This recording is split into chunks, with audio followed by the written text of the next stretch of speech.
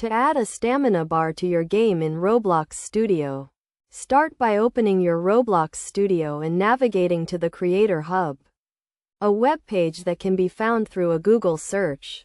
In the Creator Hub, you'll need to access a specific asset by typing in a unique identifier, which is 14,621,049,571, into the search bar after selecting the Asset option.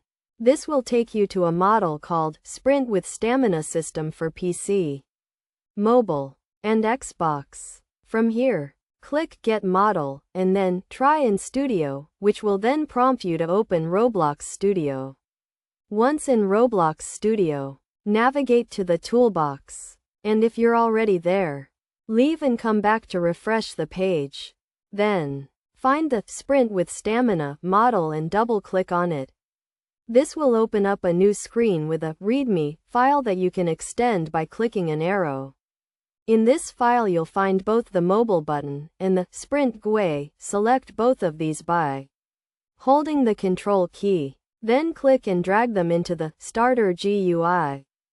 After you move both the mobile button and Sprint GUI into the Starter GUI, you should see a stamina bar appear at the bottom of your screen. If you were to play your experience, the stamina bar will decrease as you sprint and will replenish when you're standing still or walking.